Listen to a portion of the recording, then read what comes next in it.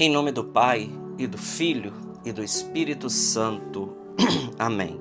Evangelho de Jesus Cristo segundo São Marcos. Glória a vós, Senhor.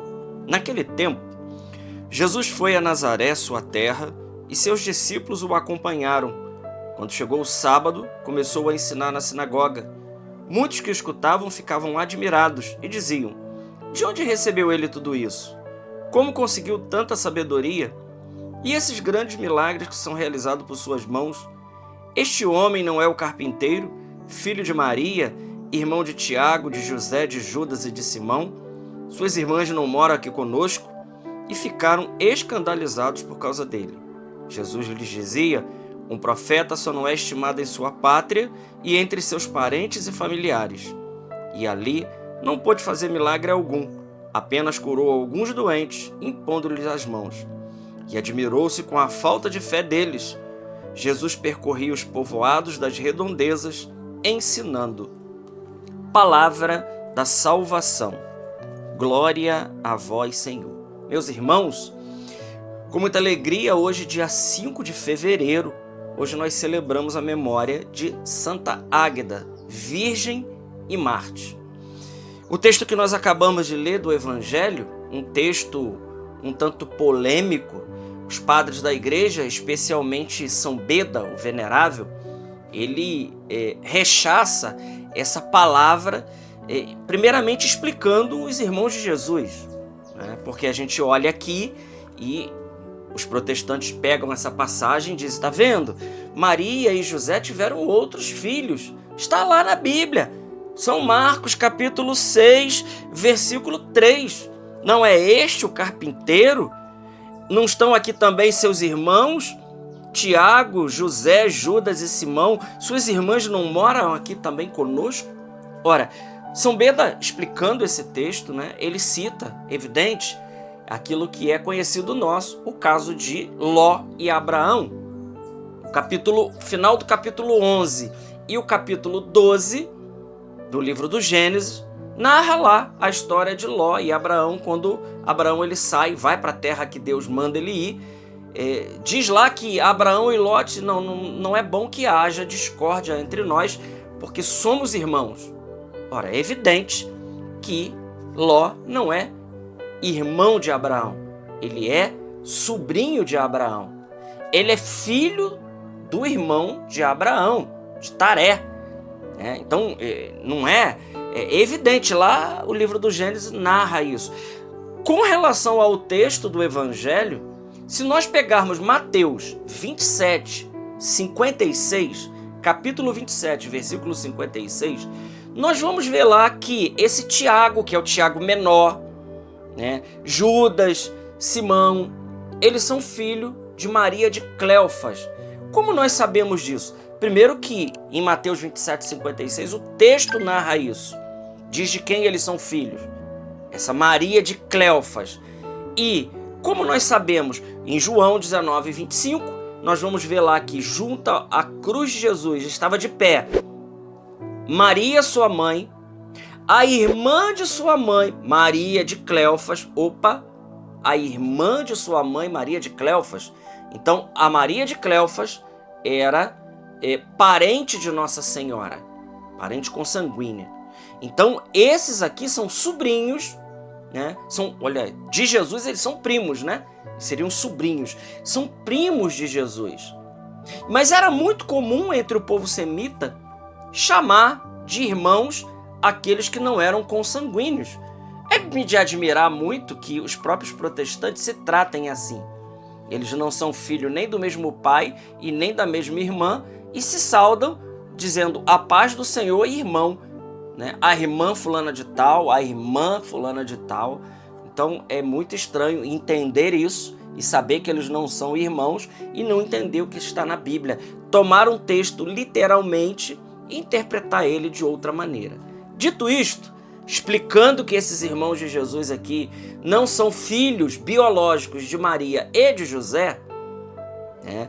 Então, o que segue no texto é exatamente a figura de Jesus que vai à sua pátria e lá ele não é dado crédito para ele. Lá ele não é reconhecido. Quando olham para ele, diz: mas esse aqui não é o carpinteiro?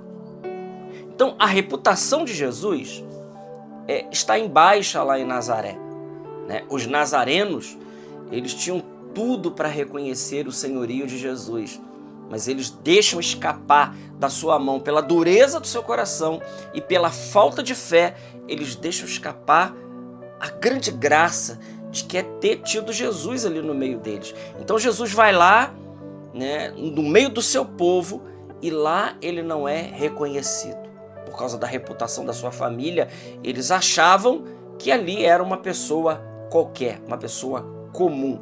Mas mesmo assim ficavam intrigados com as maravilhas, com a profundidade da doutrina que Jesus estava ensinando. Jesus estava ensinando com poder, uma doutrina diferente, uma doutrina que caía no coração, mas mesmo assim, meus irmãos, eles ainda estavam com o coração muito endurecido e não conseguiam compreender.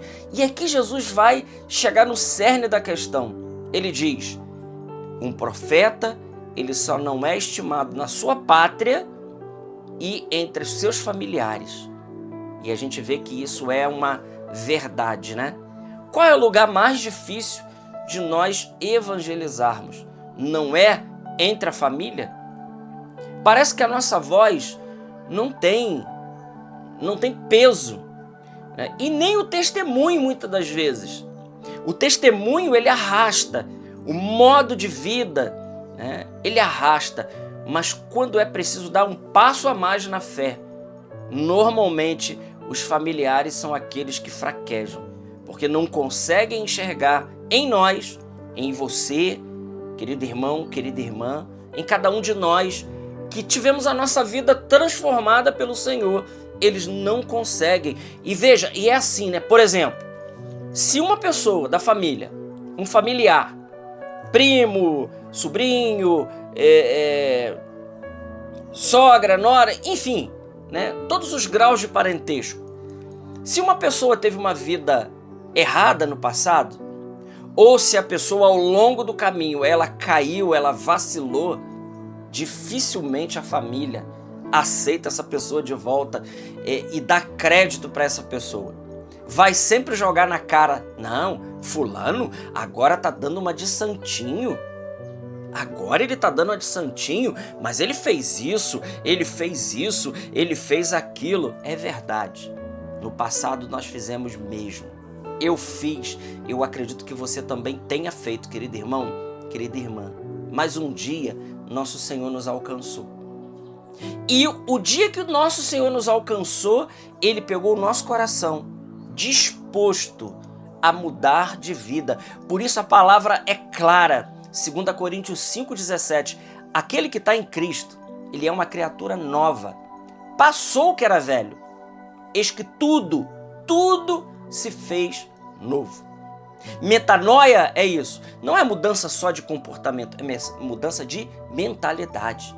Então, os da nossa família, que nos conhece e que sabe das nossas mancadas no passado, eles não aceitam. Se você então vai falar de Deus e você vai dar um conselho, eles são capazes de dizer assim: quem é você para me dar um conselho? Você que já fez isso? Ora, Jesus Cristo diria: aquele que não tem pecado, atire a primeira pedra. Atire a primeira pedra. Então veja a dificuldade, porque pelas pessoas conhecerem o nosso passado, conhecer que talvez nós no passado demos mancada mesmo, mas que Jesus nos alcançou. Então nós temos aí essa dificuldade. Os da nossa família são aqueles que pouco nos ouvem.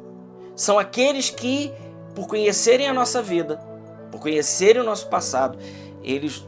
E veja, isso não é um problema conosco, isso é um problema com Deus. Porque Ele é capaz de fazer nova todas as coisas. Ele fez Paulo de perseguidor ao maior dos apóstolos.